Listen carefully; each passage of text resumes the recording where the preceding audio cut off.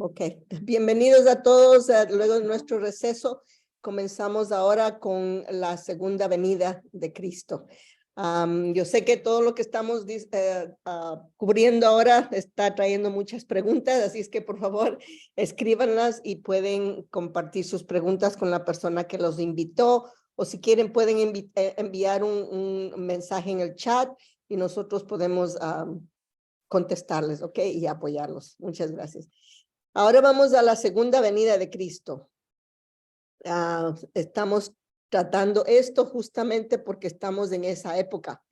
Hemos llegado desde la época de Abraham, a Moisés, a Jesús, y ahora estamos en la época de la segunda venida de Cristo. Habíamos visto que en la época de Abraham se hicieron ofrendas, no habían leyes todavía. En la época de Moisés habían las leyes, los 10 mandamientos y eventualmente 600, 700 leyes que Dios dictó a Moisés en el Antiguo Testamento. Y luego en la época de Jesús, Jesús nos trajo el Evangelio. Y recuerden que él redujo todas esas leyes a 2. Amarás a Dios con toda tu mente, con todo tu corazón, con todo tu cuerpo, y amarás a tu prójimo como a ti mismo. Básicamente la unión vertical con Dios y la unión horizontal con su prójimo. Entonces hemos llegado a este punto 2000 años después de Jesús, en donde estamos esperando la segunda venida de Cristo. Y entonces vamos a estudiar cuál debería ser nuestra actitud y qué deberíamos hacer para prepararnos para recibir al Mesías. En Mateo 16, 27 dice, porque el Hijo del Hombre ha de venir en la gloria de su Padre, con sus ángeles, y entonces pagará a cada uno según su conducta. ¿Cómo, cuándo y dónde? Muchos están pidiendo saber cómo viene el Mesías, cuándo viene y a dónde viene. Muchos piensan que viene en las nubes, que viene con sus escogidos, lleno con todos los ángeles, y están mirando al cielo para ver cuándo viene. Y vamos a estudiar qué significa todo eso. Mateo 24:30. Jesús dice, entonces aparecerá la señal del Hijo del Hombre en el cielo, y entonces lamentarán todas las tribus de la tierra, y verán al Hijo del Hombre viniendo sobre las nubes del cielo, con poder y gran gloria. Y enviará a sus ángeles con gran voz de trompeta, y juntarán a sus escogidos de los 4 vientos, desde un extremo del cielo hasta el otro. Entonces, vamos a estudiar la segunda venida de Elías, tal como sucedió. Recuerdan, estábamos hablando, Elías vivió en la tierra, fue arrebatado al cielo y bajó nuevamente con la misión de Elías en la forma de Juan Bautista. Jesús dijo que Juan Bautista era el Elías, que había muerto hace 900 años. Entonces, la misión de Elías la heredó Juan Bautista. Entonces, vamos a ver, la segunda venida de Cristo, entonces será la misma misión del Mesías, de Jesús. Viene la misión de Jesús, pero con una diferente persona. En Apocalipsis 2:17. El que tenga oídos, oiga lo que el Espíritu dice a la iglesia. Al vencedor le daré maná escondido. ¿Quién es el vencedor? El único que vence al Satanás es el Mesías. Ninguno de nosotros puede vencer a Satanás. ¿Por qué? Porque tenemos pecado original. Tenemos a Satanás con nosotros. Por lo tanto, nunca podemos vencer a Satanás. Pero aquí dice el vencedor. El único que vence es el Mesías. Le daré maná escondido. ¿Qué es el maná escondido? La comida, como Moisés y su gente estaban en el desierto y Dios les dio maná del cielo. O sea, comida. Comida, maná escondida, es la palabra de Dios que está escondida, el maná escondido, y le daré también una piedrecita blanca, y grabado en la piedrecita un nuevo nombre, que nadie conoce, sino el que lo recibe. ¡Wow! Entonces, ¿se llamará Jesús? No. ¡Wow! Nadie, este es el último libro de la Biblia, de Apocalipsis, las últimas profecías que Jesús dio a Juan. Dice, le daré una piedrecita blanca y grabado en la piedrecita un nombre nuevo que nadie conoce, sino el que lo recibe, el que vence a Satanás. El que vence a Satanás él recibirá la piedrecita con ese nombre nuevo. Apocalipsis 3:12. Al vencedor le pondré de columna en el santuario de mi Dios, y no saldrá fuera ya más, y grabaré en él el nombre de mi Dios y el nombre de la ciudad de mi Dios, la nueva Jerusalén que baja del cielo, enviada por mi Dios, y mi nombre nuevo. Wow. Lo siento, pero no va a ser el nombre de Jesús. Va a ser un nombre nuevo. Jesús está diciendo el nombre de mi Dios, el nombre de la ciudad de mi Dios, la nueva Jerusalén. O sea, no es la Jerusalén que está en Jerusalén del Medio Oriente. Es una nueva Jerusalén, una nueva ciudad que baja del cielo, enviada por mi Dios y mi nombre nuevo. Apocalipsis 19:12. Sus ojos son una llama de fuego. Sobre su cabeza hay muchas diademas y un nombre que solo él conoce. Wow. Todo está en la Biblia. Un nombre que solo él conoce. El que vence, el único que vence a Satanás es el Mesías. Entonces vamos a aprender las lecciones basadas en la primera venida del Mesías, las profecías. En la primera medida del Mesías, la manera por la cual no recibieron a Jesús fue porque todos creían que iba a venir en las nubes, de acuerdo a la profecía de Daniel 7:13. Y seguía contemplando visiones de la noche, y aquí en las nubes del cielo venía uno como el Hijo del Hombre. Entonces esperaban que vengan las nubes, pero ¿vino Jesús en las nubes? No, Jesús nació en Belén, y esa es otra profecía en Miqueas 5:2. El Mesías nació en Belén, nació de mujer, creció, se perfeccionó por medio de obediencia a Dios. Él recibió las 3 bendiciones de Dios. Ya, ahí dice en Miqueas, mas tú, Belén Éfrata, aunque eres la menor entre las familias de Judá, de ti ha de salir aquel que ha de dominar en Israel. O sea, Jesús no vino en las nubes. Nació en la tierra, creció, maduró, se perfeccionó. ¿Qué significa? Debe haber un significado de las nubes. El Mesías vino a Belén. En 2 Juan 7, muchos seductores han salido al mundo que no confiesan que Jesucristo ha venido en carne.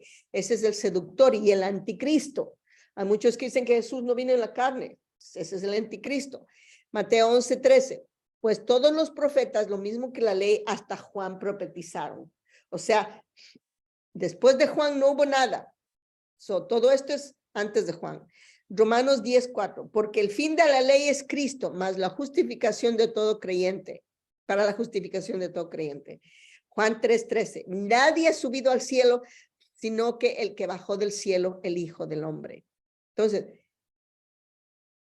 nadie ha subido al cielo, sino el que bajó del cielo. ¿Jesús bajó del cielo en las nubes?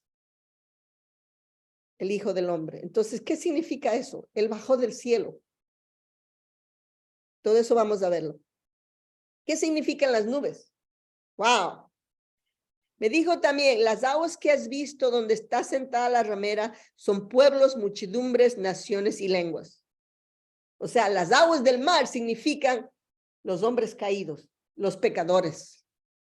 ¿Ok? Apocalipsis 17:15. ¿Qué sucede cuando el sol viene y calienta las aguas? Se evaporan, se vuelven nubes, se purifican.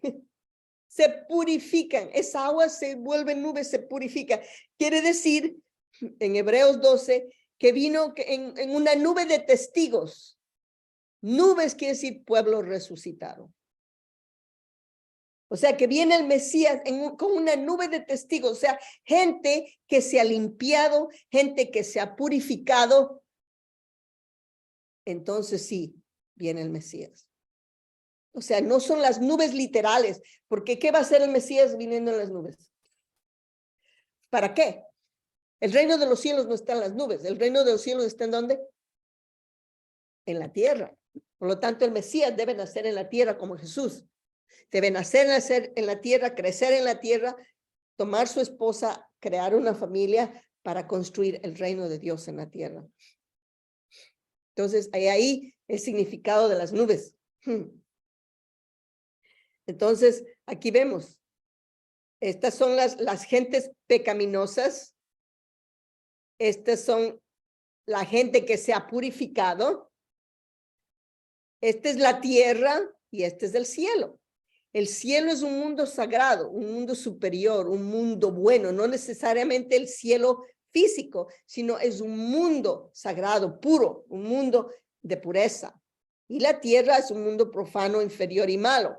No la tierra literal, sino el pecado. De eso habla la profecía de 1 Tesalonicenses 4:17. Ahora vemos aquí, perdón, en Lucas 17:20 dice, habiéndose preguntado los judíos cuándo llegaría el reino de Dios, les respondió, el reino de Dios viene sin dejarse sentir. Y no dirán verlo aquí o allá, porque el reino de Dios ya está entre vosotros. ¿Cuántos supieron que el reino de Dios estaba en la tierra cuando vino Jesús? ¿Cuántos se dieron cuenta de que el Hijo de Dios estaba en la tierra? Muy pocos, ¿verdad? No había bulla. Jesús ya estaba entre ellos, el reino de Dios ya estaba entre ellos y no se dieron cuenta. Y os dirán, helo aquí o helo allí, no vayáis ni lo sigáis, porque como el relámpago que al fulgurar resplandece desde un extremo del cielo hasta el otro, así será el Hijo del Hombre en su día. Lucas 17:25. Pero primero es necesario que padezca mucho y sea desechado por esta generación. Ahora, si viene el Mesías en las nubes, ¿quién lo va a perseguir? ¿Quién lo va a rechazar? Nadie, claro, porque viene en las nubes, todo el mundo lo va a reconocer. Pero no es así. Él no viene en las nubes físicas. Él nace en la tierra, como Jesús. Crece en la tierra, se perfecciona en la tierra y por eso va a ser perseguido, desechado por esa generación. Esta generación de pecados somos todos nosotros. A lo mejor no lo vamos a reconocer. Nadie reconoció a Jesús por lo que veía, por lo que estaba llevando las vestiduras. O sea, simplemente era un hombre simple. Lo reconocieron por su corazón, por su servicio, por su amor, por los milagros que él estaba haciendo. Pero así como cualquier otro, era igual que cualquier otro. Pero es necesario que padezca mucho, es necesario que sufra mucho. ¿Por qué va a sufrir mucho? Porque va a ser rechazado, porque lo van a perseguir, igual que a Jesús. No lo van a reconocer. Lucas 17:26. Como fue en los días de Noé, así también será en los días del Hijo del Hombre. Comían, bebían, se casaban y se daban casamiento, hasta el día en que entró Noé en la arca y vino el diluvio y los destruyó a todos. Lucas 18:8. Os digo que les dará justicia pronto, pero cuando el Hijo del Hombre venga, ¿encontrará fe sobre la tierra? ¿Hubo fe en el tiempo de Jesús? No hubo fe en el tiempo de Jesús. Entonces, igual, lo mismo. Mateo 7:22. Muchos me dirán en aquel día, Señor, Señor, ¿no profetizamos en tu nombre y en tu nombre expulsamos demonios y en tu nombre hicimos muchos milagros? Entonces yo les declararé, jamás os he conocido, apartados de mí, agentes de iniquidad. ¿Por qué? Quiere decir que ahora muchos cristianos, pastores, hasta el Papa, ven al Mesías, no lo reconocen, ¿qué van a hacer? Lo van a perseguir, lo van a desechar.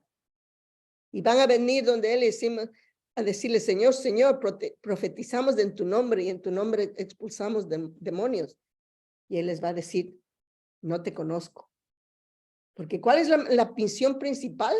El propósito principal del cristiano en estos momentos es reconocer al Mesías, seguir al Mesías. Si no lo encontramos, si no lo seguimos, ¿cuál es el propósito del cristianismo? Y hay un montón de otras profecías. Apocalipsis 17:14. Pelearán contra el Cordero y el Cordero los vencerá. Esta vez el Cordero los va a vencer.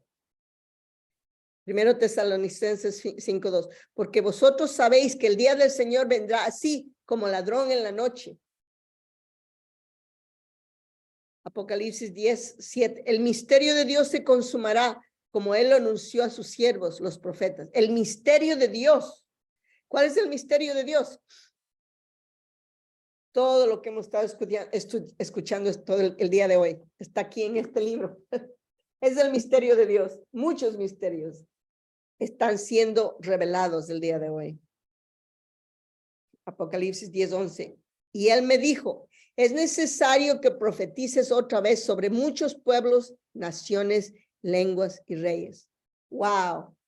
Quiere decir que ya no va a ser Israel, ya no va a ser el hebreo, ya no van a ser los mismos reyes. Todo es nuevo. Todo es nuevo. Mateo 13:31. El reino de los cielos es semejante al grano de mostaza. Comienza con un hombre y una mujer sin pecado original en la tierra. Tan pequeñita, una semilla tan pequeñita como de mostaza, pero esa semillita se vuelve un árbol frondoso que eventualmente estirpará la semilla de Satanás y nos llevará a ser los hijos e hijas de Dios. El reino de los cielos es semejante a la levadura. La levadura es la que expande todo. Apocalipsis 19:7. Gocémonos y alegrémonos y démosle gloria porque han llegado las bodas del Cordero y su esposa se ha preparado. En Apocalipsis 12:5.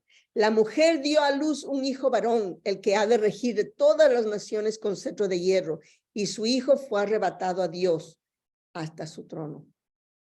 O sea, este es el último libro de la Biblia. Esta mujer dio a luz un hijo varón. ¿Quién es ese hijo varón? El Mesías. O sea que el Mesías va a nacer otra vez en la tierra. Y ya no es Jesús, ya es otro Mesías. El tercer Adán, que viene sin pecado original a la tierra. La mujer dio a luz un hijo varón, el que ha de regir todas las naciones con cetro de hierro, y su hijo fue arrebatado hasta Dios y hasta su trono. Wow. Es el último libro de la Biblia. La Biblia nos habla de la segunda venida de Cristo y muchos cristianos, interpretando las señales del momento actual, consideran su venida en este tiempo por múltiples razones, tanto teológicas como científicas. No creemos que el mismo Jesús de Nazaret regresará literalmente sobre las nubes. Esta segunda venida ocurre o se cumple a través de una persona diferente aquí en la tierra. Jesucristo trabajará espiritualmente con dicha persona elegida por él para construir un mundo libre de pecado, el reino de los cielos y la esperada profecía de un nuevo cielo y una nueva tierra mencionada en el Apocalipsis. Ya lo dijimos en la conferencia anterior. El Señor de la segunda llegada nacerá en la tierra para realizar las tres bendiciones. De la misma manera que Juan Bautista hereda la misión de Elías, el Señor de la segunda llegada hereda la misión de Jesús.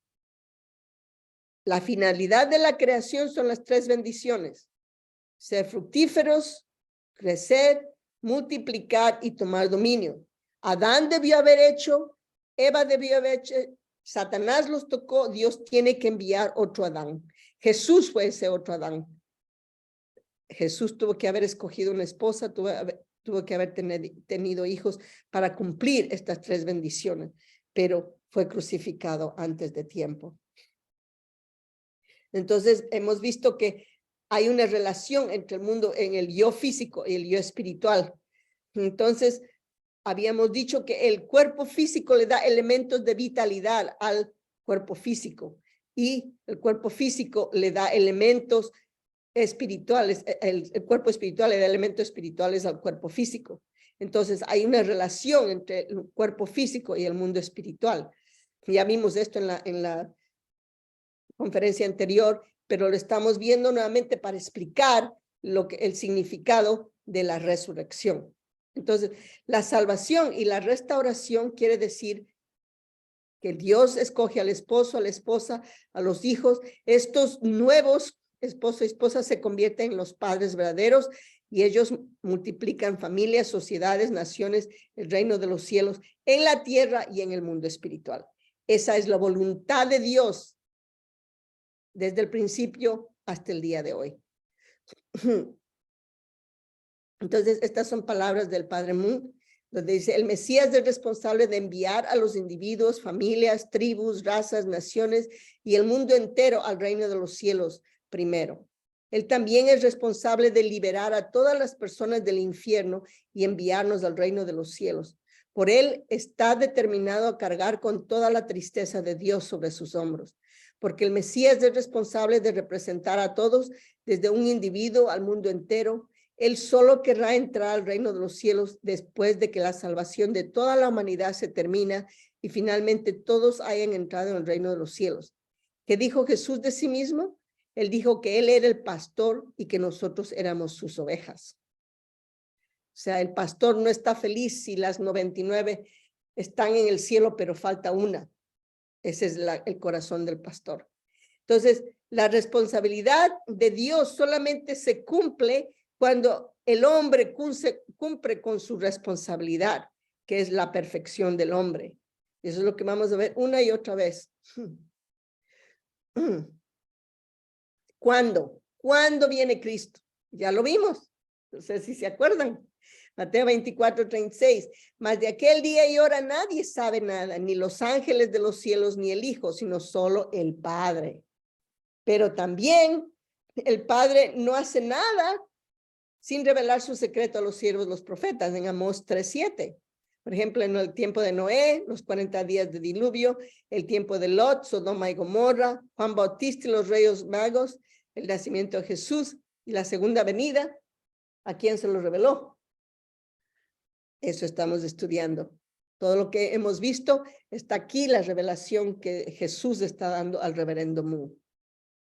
Aquí vimos, Dios les reveló a Isabel, que María tenía a su hijo, a los Reyes Magos, a Simeón, ya vimos todo esto. A Ana, que siempre, Ana era la madre de María, y ella le dijo también que el niño era la redención de Jerusalén. A los pastores, el ángel les dijo, no temáis, pues os anuncio una gran alegría que lo será para todo el pueblo. Os ha nacido hoy en la ciudad de David un Salvador, que es Cristo el Señor. En 1 Tesalonicenses 5:4 dice, pero vosotros, hermanos, no vivís en la oscuridad, para que ese día os sorprenda como ladrón, pues todos vosotros sois hijos de la luz e hijos del día. Nosotros no somos de la noche ni de las tinieblas. Así pues, no durmamos como los demás, sino velemos y seamos sobrios. ¡Wow! ¿Estamos durmiendo o estamos despiertos? Está despierto. Estamos muy despiertos. Hay que estar despierto. Entonces habíamos dicho que de Abraham a Jesús, de Adán a Jesús, hubieron 4,000 años. Y de Jesús se repitieron los números, se repitieron las circunstancias, se repitió la restauración de la fe, la restauración del amor, hasta el tiempo en donde Dios envió aquí en 1517 a Martín Lutero. Eso es mucho hay mucho que cubrir. Nos tomaría unos 7 días de hacerlo, pero hoy simplemente les estoy para que vean los paralelos históricos, que esto no es coincidencia, todo esto está en la Biblia y todo esto está en la historia cristiana.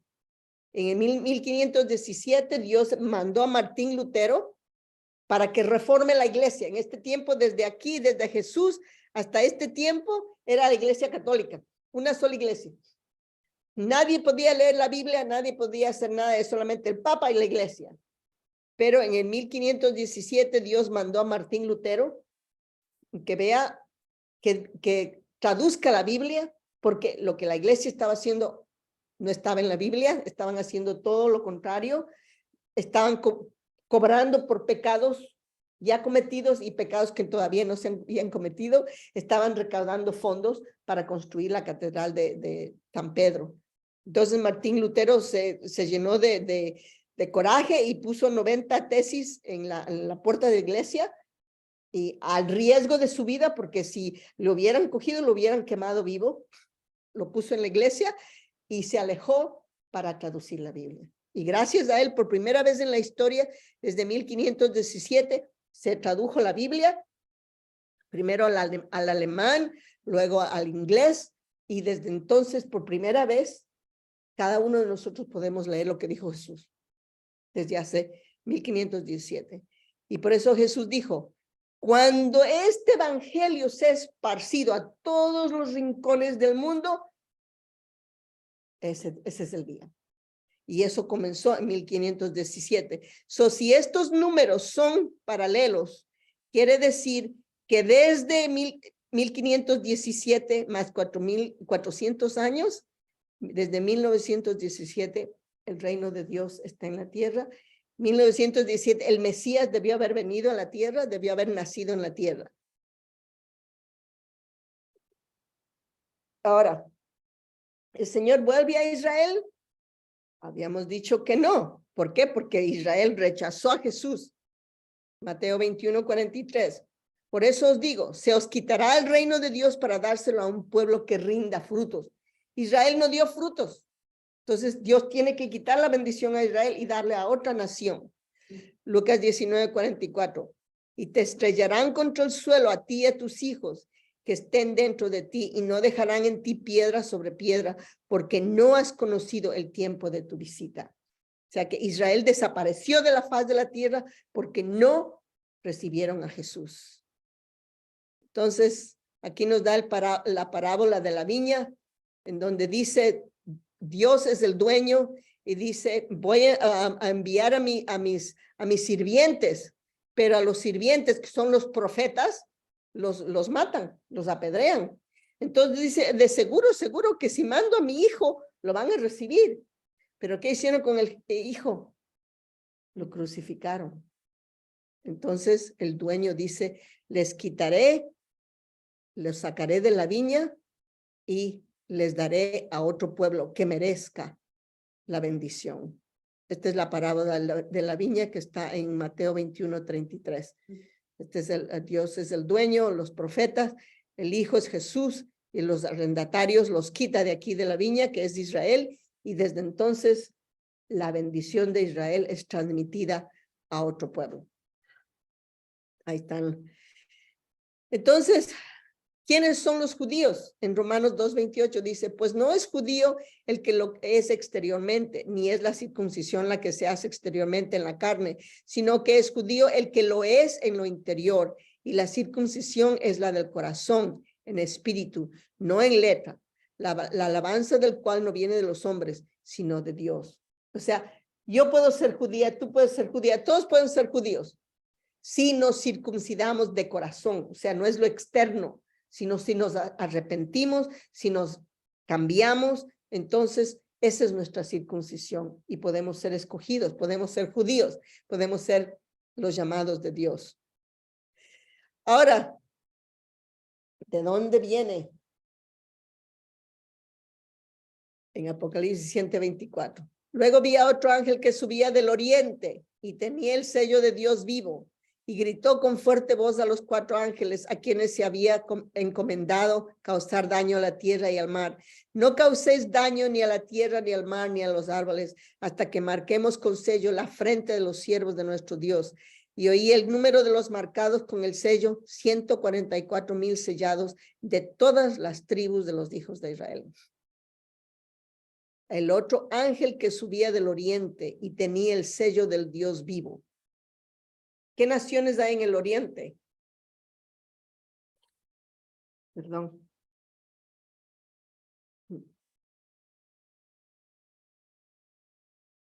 Ahí está. El ángel que viene desde el oriente. Porque como el relámpago que sale del oriente se muestra hasta el occidente, así también será la venida del Hijo del Hombre. Viene como un relámpago desde el oriente. Así va a ser, rapidito.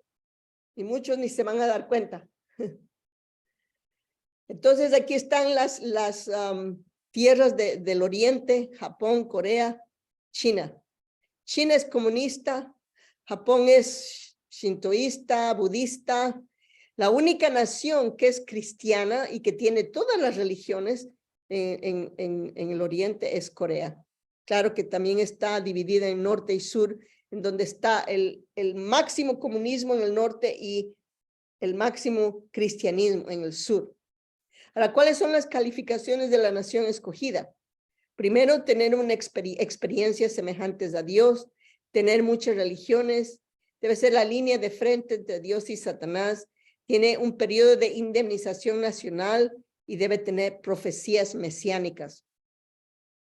Entonces, vemos que aquí está Corea del Norte, que es súper comunista, totalmente atea. Ahí está Satanás. Y Corea del Sur, que es súper cristiana, tiene muchas religiones y están en armonía. O sea, esta es la línea del frente, el paralelo 38, entre norte y sur. Entonces, en 8:2:17 dice, sucederán los últimos días, dice Dios, derramaré mi espíritu sobre toda carne y profetizarán vuestros hijos y vuestras hijas. Vuestros jóvenes verán visiones y vuestros ancianos soñarán sueños. En los últimos días todo el mundo va a estar espiritualmente abierto. Todo el mundo va a recibir visiones, sueños, de todo un poco. ¿Por qué? Porque estamos en esa época. Dios nos está guiando a encontrar al Mesías. Tenemos que encontrar al Mesías. También la otra profecía, la resurrección de los muertos. ¿Es un fenómeno literal o un fenómeno espiritual? En la primera Tesalonicenses 4:16. El Señor mismo, a la orden dada por la voz de un arcángel y por la trompeta de Dios, bajará del cielo y los que murieron en Cristo resucitarán en primer lugar. Ahora, ¿va a ser una resurrección física o espiritual? ¡Bravo! Alguien está escuchando. Espiritual, no puede ser física. No puede ser física porque entonces Dios estaría yendo contra su propia creación, o sea, la ciencia. Un muerto cuando ya va al suelo se desintegra, no puede resucitar físicamente. Y además el ser humano no murió físicamente por la caída, sino espiritualmente. Entonces, la resurrección no fue tiene que ser espiritual, no física, porque de acuerdo a esta profecía, dice, los sepulcros y muchos cuerpos de santos difuntos resucitaron y saliendo de los sepulcros después de la resurrección de él, entraron a la ciudad santa y se aparecieron a muchos. Estos sepulcros que se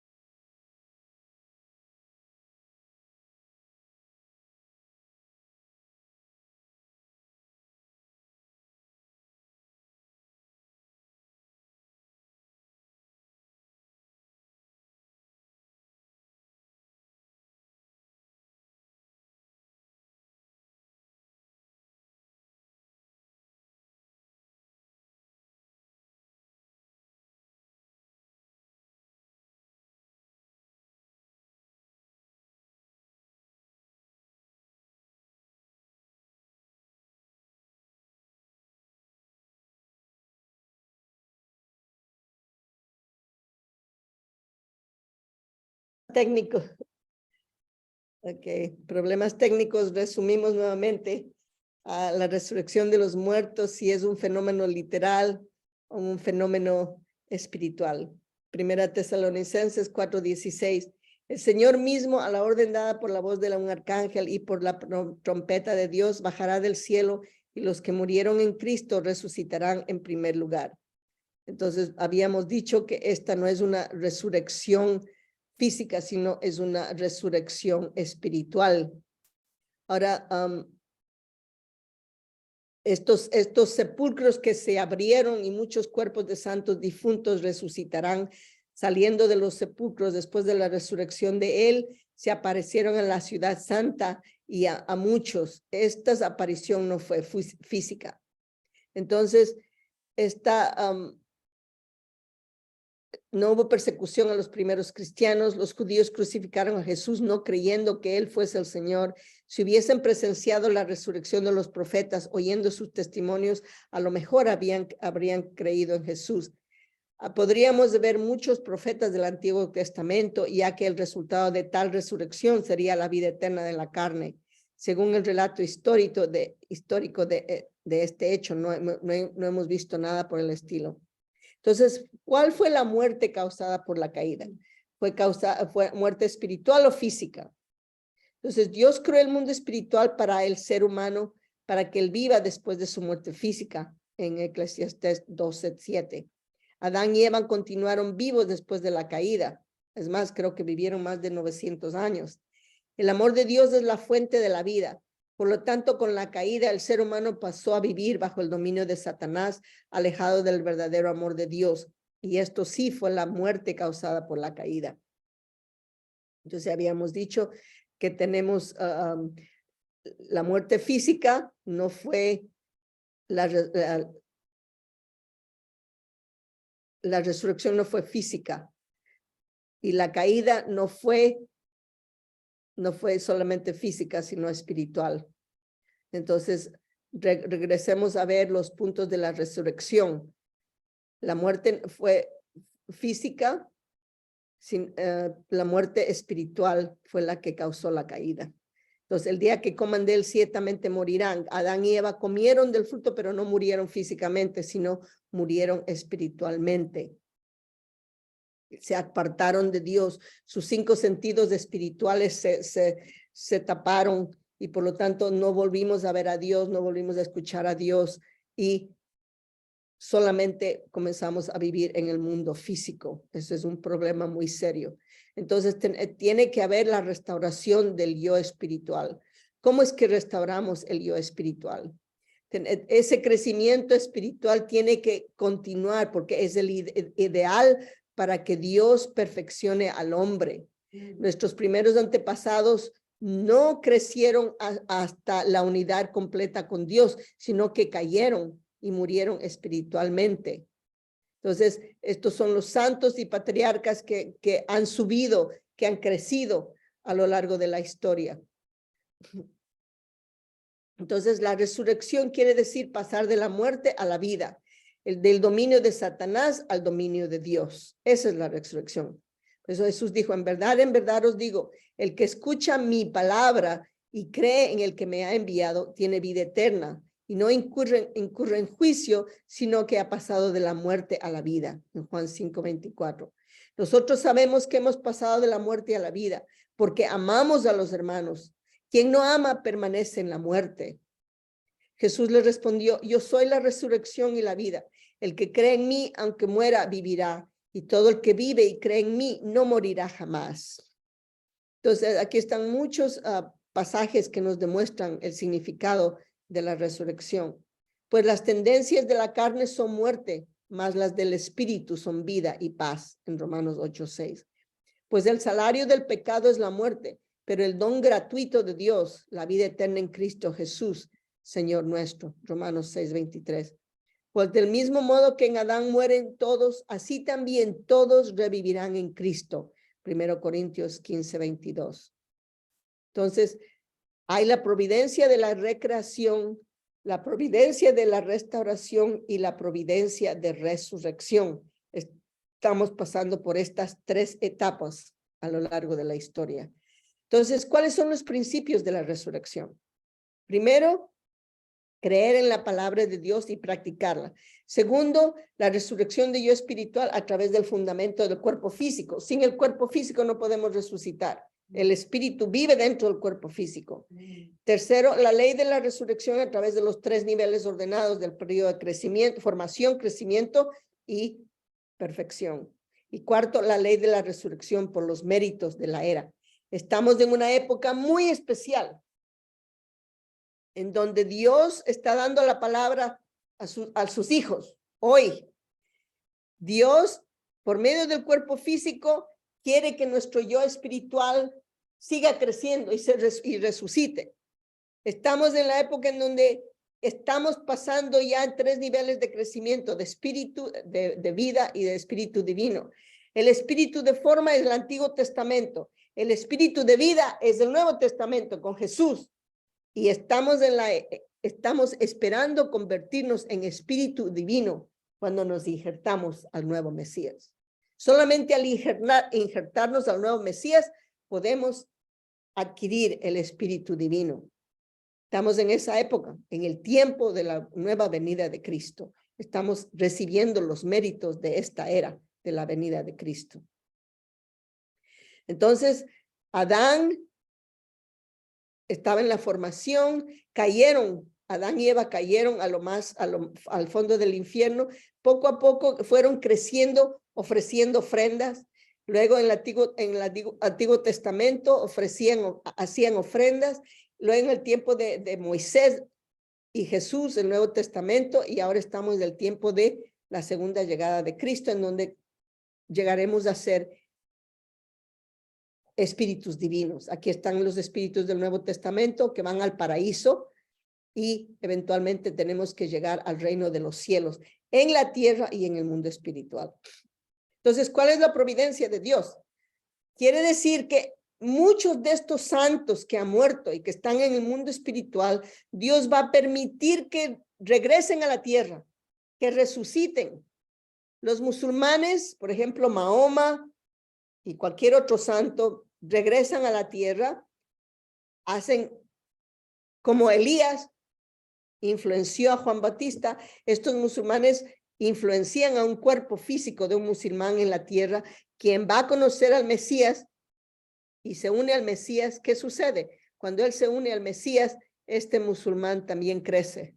A medida que este crece físicamente, este crece espiritualmente. Eso se llama la resurrección del retorno. Nuestros ancestros descienden para recibir elementos de vitalidad a través de nuestro cuerpo físico y crecer, seguir creciendo con el Mesías. El cristiano, por ejemplo, un ejemplo muy simple, San Francisco de Asís, que es mi santo favorito. Él desciende a la tierra y encuentra un buen cristiano. Este cristiano se conoce con el Mesías, lo sigue al Mesías, se convierte en su discípulo. Este cristiano crece. San Francisco de Asís también crece a nivel de divinidad. Un confucionista en el mundo espiritual desciende a la tierra, conoce a un confucionista que hace que conozca al Mesías, se une al Mesías, sigue creciendo. A medida que él crece, también sus ancestros crecen.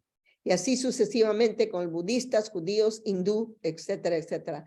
La figura central del día de hoy es el Mesías, la segunda llegada de Cristo en la carne y en espíritu. Ahora me gustaría compartir con ustedes el autor de todo lo que hemos escuchado el día de hoy. Es el reverendo Sun Myung Moon, a quien yo conozco que es un campeón en 7 áreas. Primero, es un campeón en su amor por Dios. Él tiene una fe, una devoción increíble, un amor tremendo hacia Dios como su Padre Celestial. Y yo personalmente tuve la oportunidad de ver sus lágrimas, su devoción, su amor por Dios, su sacrificio por Dios. Fue un campeón en descubrir el crimen de Satanás y lo venció. Para él poder descubrir la caída del hombre, él tenía que luchar con Satanás. Él tenía que disuadir y sacar la verdad de Satanás, porque ustedes saben, Jesús dijo que no hay verdad en el Satanás, sino mentira. Entonces, Reverendo Moon tuvo que diseñar diferentes maneras de sacar la verdad de Satanás. ¿Cuál fue su crimen? Y cómo fue que él pudo dominar a Eva y a Adán. Fue un campeón en amplificar la vida de un ser humano verdadero. Fue un campeón en el conocimiento del mundo espiritual, un campeón en su amor por Jesucristo. Yo le tengo mucho agradecimiento porque a través de él he podido conocer a Jesús mejor, he podido amar a Jesús mejor, he podido apreciar a los cristianos mejor. Tuve la experiencia y la oportunidad de ir a dar testimonio, de traer este mensaje a muchos cristianos, a muchos sacerdotes, pastores, para que reciban esta nueva revelación que está dando Dios a través de Jesús y el Padre Moon. Y también ha sido un campeón en la comprensión de la Biblia y un campeón en conocer la dirección de la historia humana. Así es que les reto a que por favor tomen tiempo para seguir estudiando. Aquí está el libro, aquí tenemos todas esas conferencias y han recibido un tremendo regalo de Dios a través de estas conferencias. Por favor, recíbanlo, órenlo y pregúntale a nuestro Señor Jesús cuál es su voluntad y qué es lo que quiere que cada uno de nosotros hagamos, porque estamos en la época de la segunda venida de Cristo. Gracias y por favor sigamos estudiando, y si tiene alguna pregunta, por favor conéctese con la persona que lo invitó. Gracias y bendiciones. Gracias.